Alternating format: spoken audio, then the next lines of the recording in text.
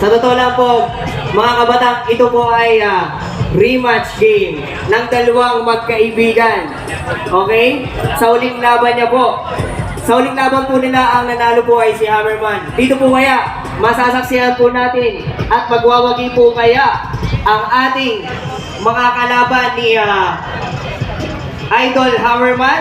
Tawagin na po natin ang maestro ng mesa, ang hari ng estratehiya, hindi magpapahuli at lalaban hanggang sa huling bola. Makakabawi po kaya siya? Kung hindi po dahil sa kanya, hindi po tayo magkakameron ng ganitong klase ng event. Kaya palapakan po natin, pinapakilala ko po sa inyo si Boss RDR!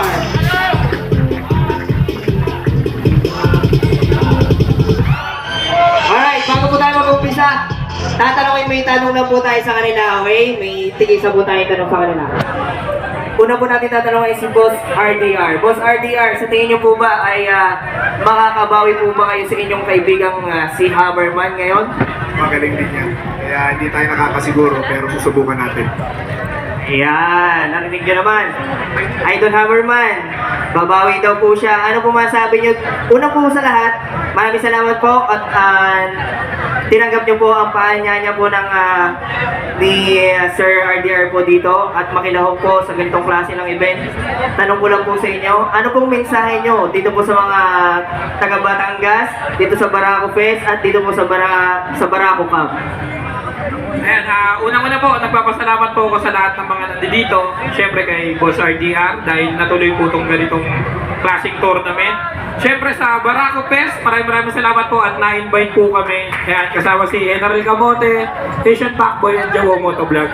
So sana po next year, nandito pa rin kami. At siyempre sa Barako Cup at lalong-lalo na po sa Recto Family. Maraming salamat po.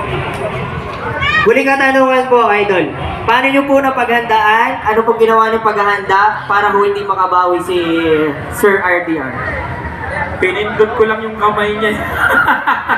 Hindi. Mahirap kalaban si Boss RDR. Hindi lang maganda yung naging tira niya nung huli. Kaya tayo nanalo. So, tignan natin ngayon.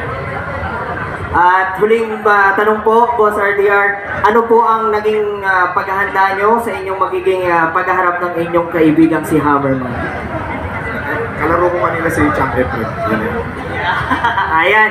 Once again po, palapakan naman po natin ang dalawang maglalaban at bibigyan kayo ng magandang laban, kaya tutok lang po kayo dyan. Ako po ang inyong host ngayong gabi at magiging referee. Ako po si Ken Jordan. Maraming salamat po.